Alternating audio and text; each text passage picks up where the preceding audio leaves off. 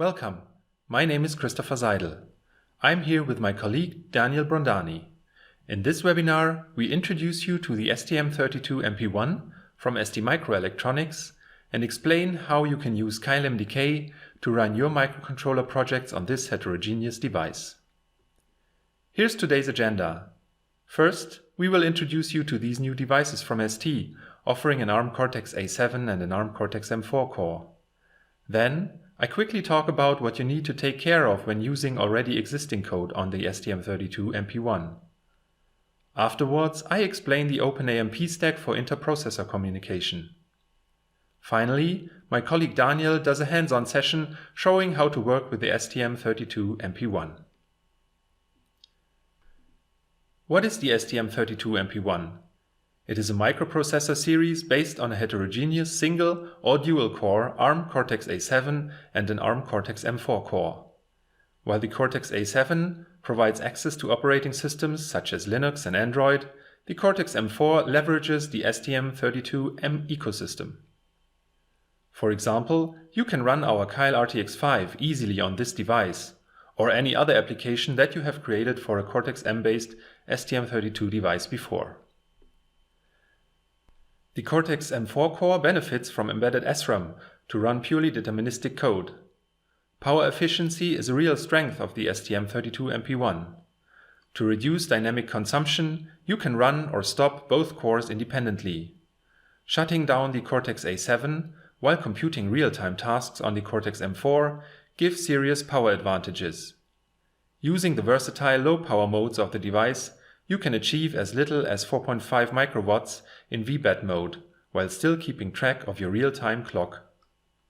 What do you need to take care of when porting already existing applications to the STM32MP1? The answer is simple: nothing. All code that you have already developed for a Cortex-M4 based device from STMicroelectronics will run on the new device as well. You can freely use any software component that has been there before, such as our popular real-time operating system Keil RTX5. You can run this software completely independent from the Cortex-A7, but you can also use OpenMP to communicate with the applications processor. OpenMP is an open-source software stack that provides software components which enable the development of applications for symmetric and asymmetric multiprocessing systems. Using OpenMP, you can configure and deploy multiple operating systems and applications across your device. It helps you to manage the challenges associated with interprocess communication, IPC, such as resource management and sharing and process control. And it lets you take control of the startup and shutdown of the individual cores of the SoC. A SAMSys pack for OpenMP is available, supporting different heterogeneous devices. The framework provides the following key capabilities. Remote proc is responsible to load an ELF firmware image into the remote processor memory. It also parses the firmware resource table to set associated resources, such as addresses and the size of shared buffers. And it controls the remote processor execution, such as start and stop. RPMSG is a virtual I/O-based messaging bus. It is a transport layer based on a shared ring buffer, which allows kernel drivers to communicate with remote processors available on the system. It provides the messaging infrastructure, facilitating the writing of wire protocol messages by client drivers. In turn, client drivers can then expose appropriate user space interfaces if needed. The STM32MP1 allows to run independent firmware on each CPU core. Management of the CPU subsystems is done as follows. The master CPU is a single or dual-core general-purpose Cortex-A7 processor optimized to run Linux. The slave or coprocessor microcontroller core is a general-purpose Cortex-M4 processor. It usually runs an RTOS optimized for microcontrollers or a bare metal application.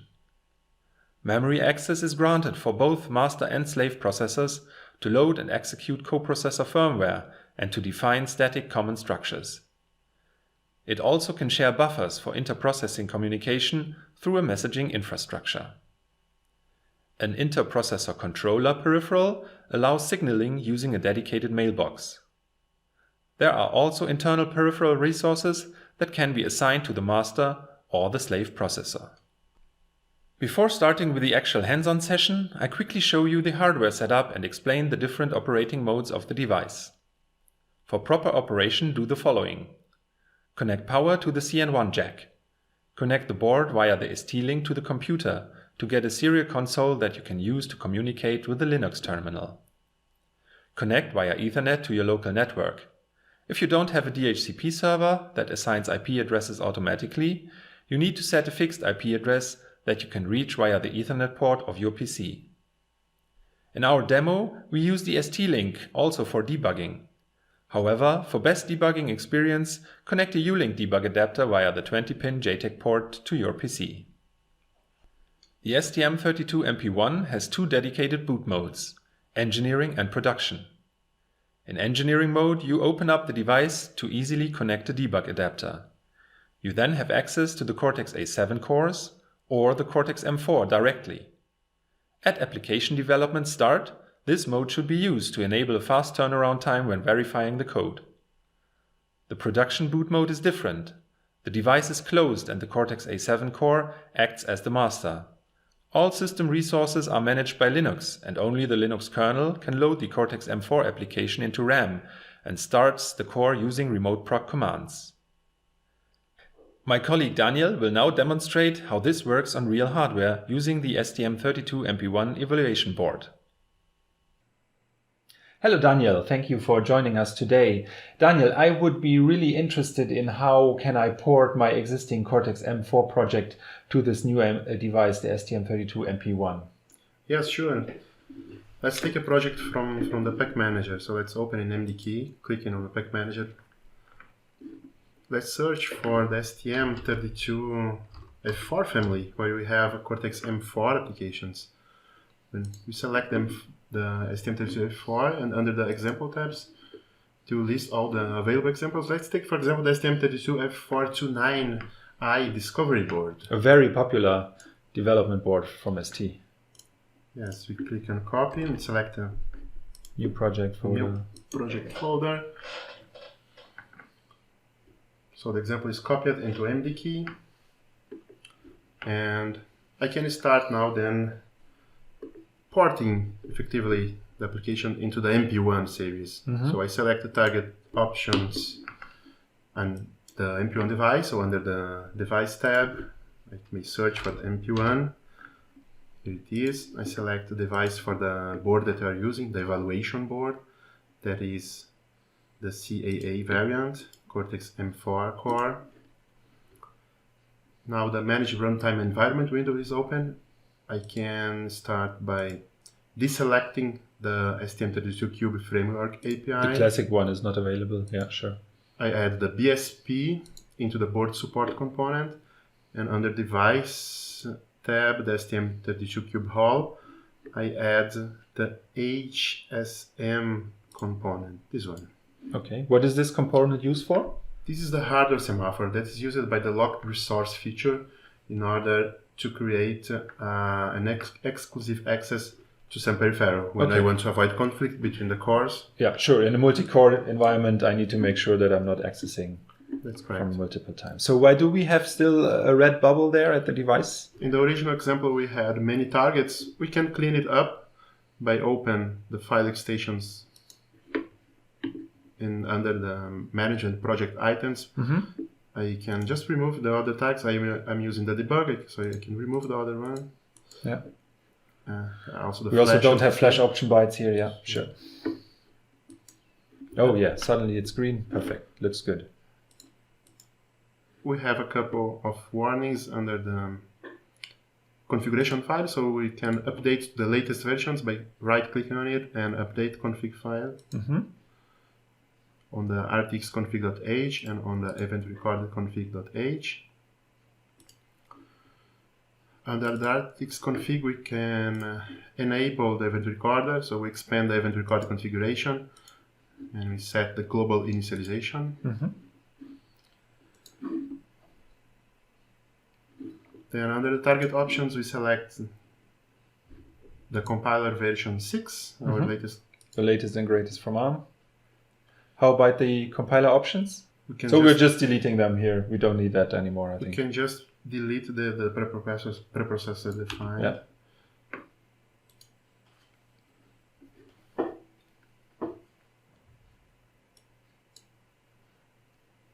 What about the memory layout?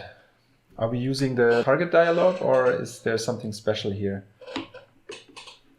We should, under the linker tab, we should deselect the memory layout from target dialog because we're using a scatter file. It's already provided among the project files. We just need to select them. So we click on the three dots. We go to the project folder.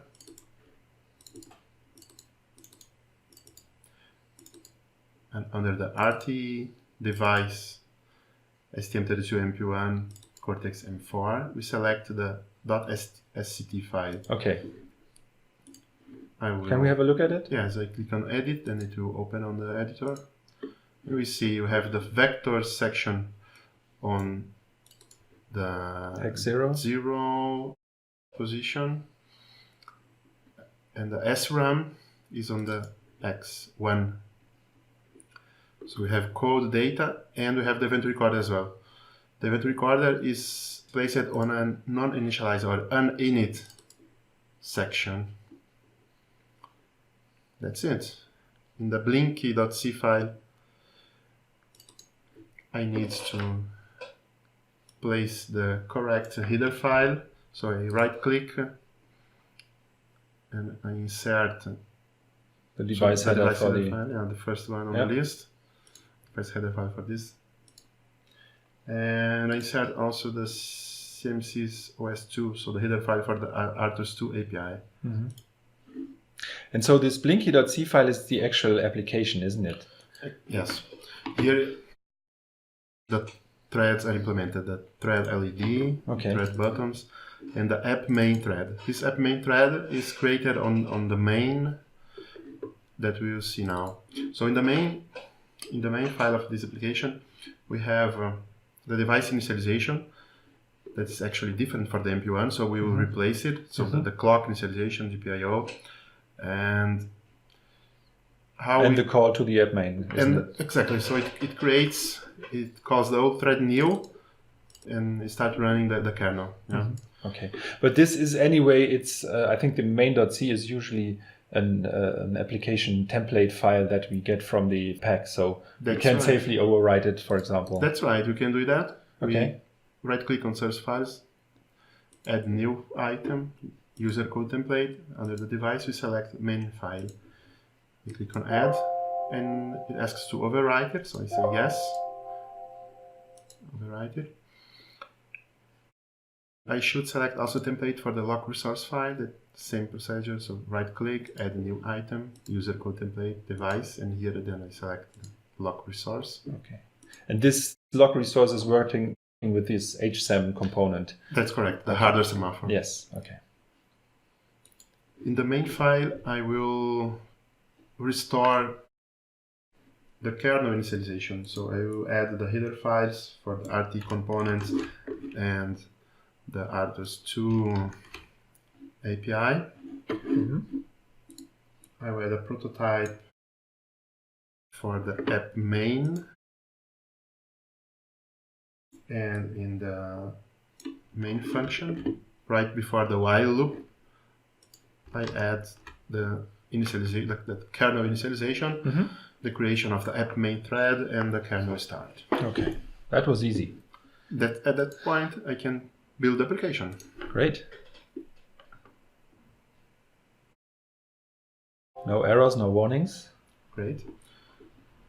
So, which debug adapter are you using?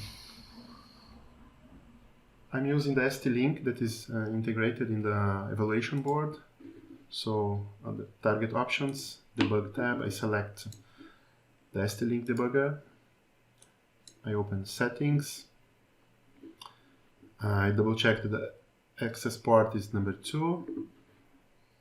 Trace is not enabled. And I deselect the debug description under the pack tab. Under the utilities tab, I deselect the update target before debugging. Sure, we don't have Flash that we need to write here, I think. Exactly. We are just copying the application into the RAM memory. This is the RAM target, so we don't need any Flash. And that's it. At this point, I can just start debugging. I click on Start Debug Session. The application is loaded into SRAM. And it stops on main. I can click on Run. Okay, event recorder is working. You see. Can you show me the system analyzer that shows me the thread switching? Yes, under the View Analysis window, I can open the System Analyzer. I can maybe replace, put it here for a better view.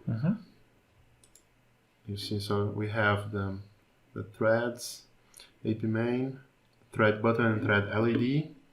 They are running periodically. Okay, let me just press the button. Ah, I see. The LED thread, so the LEDs have stopped blinking. The LED thread is not called anymore. I release, and here we have the switching again. Oh. Right, yes. Great. So this was really just 10 minutes until we have my old application up and running. Thank you, Daniel, for this explanation. I think I understand now how I can use my old projects with this new device, especially in engineering mode when I have full debug access. Now, what's the case, or how does my workflow look like when I switch to production mode, where I'm not so flexible to connect to the cores on the devices? Oh, and by the way, do you also have an OpenMP example? Yes, we have.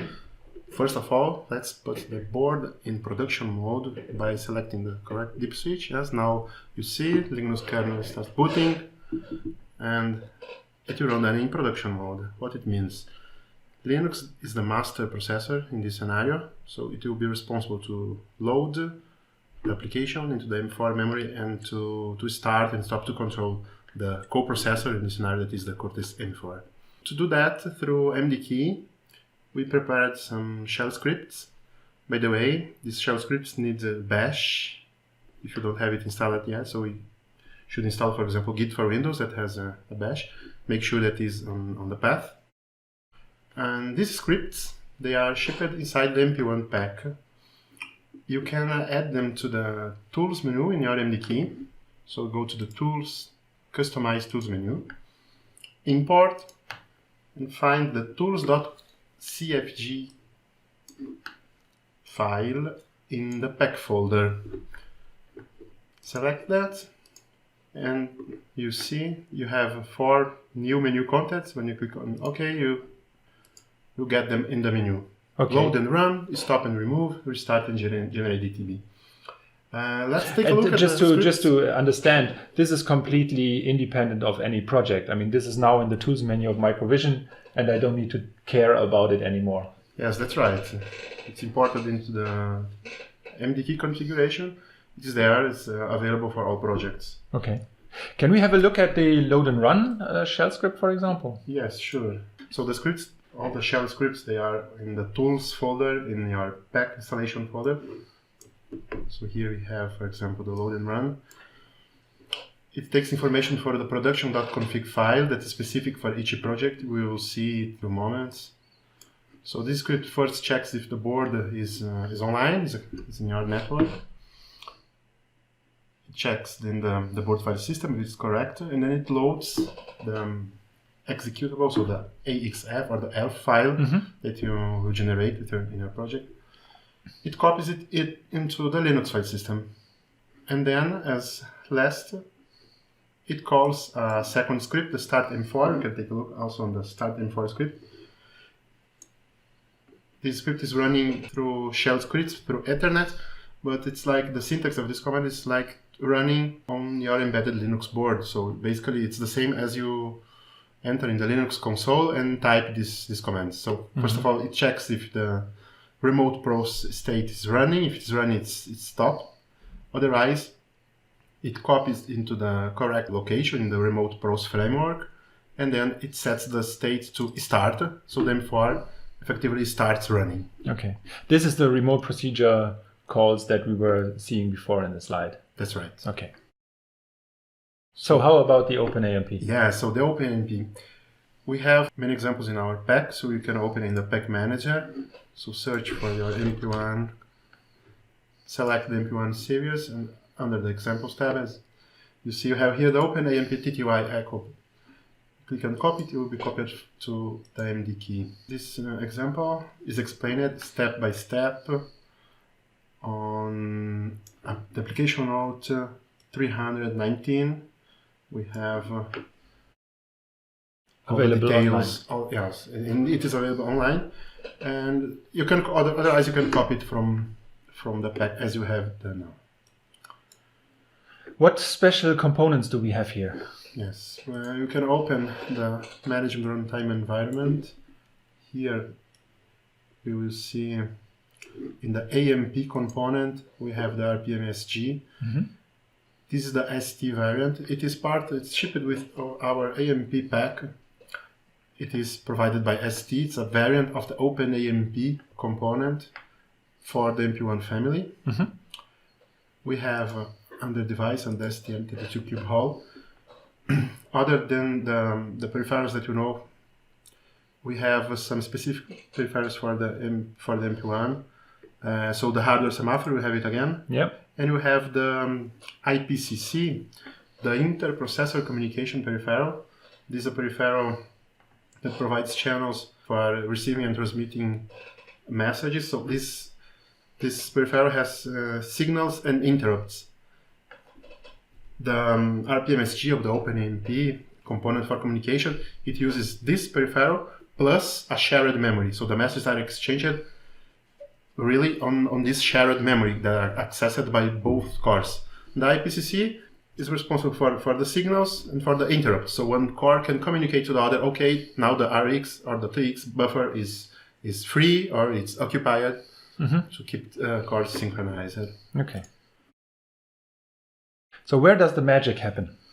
So basically we have in our main file, we have the kernel initialization, the device initialization, as you have seen for the Blink project. And in my main thread, my app main thread, in the while loop, here we have basically the core of our application. We check for new messages. We have a couple of virtual UART components that send and receive messages. It receives messages from the Linux side, and it echoes back. It sends precisely the same message back to the Linux side. How about the scatter file? Do we need some additional changes here?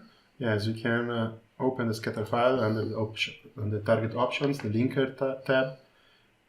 We have already configured here. You click on edit, so it will open on the editor. And we see a couple of new sections here in respect to the Blink project, the resource table and the OpenAMP section. In the resource table, we have the address of the shared memory, and the OpenMP is the shared memory itself. So it is on this address on the SRAM. So Linux, when loading through remote pros and loading their file, it will parse the file. It will look for this section, and so it will take the information from this table. Yeah, so you can configure your project to use a different shared memory if you want. You can change it here. Okay. I saw that your scripts are parsing a production config file and checking for an IP address. Can you show me that? Yes, sure. The production.config file is very important for the production mode. Here we have the board hostname or IP address. So let's take the IP address in the Linux console. So if your network has a DHCP server running, by default it will assign an IP address to your board. So we can run, for example, the ifconfig command, and in our ETH0 interface in our board we'll show the IP address that is using 10.0.0.18. So we'll place here in the product.config file. So my scripts will use this address to send the application to and the commands to start and stop the Cortex-M. Okay. Yeah, so we have this example in the pack is already pre-configured for ULINK Pro Plus and STLink. So let's select the STLink that we have now. Let's build it. We click on the build button.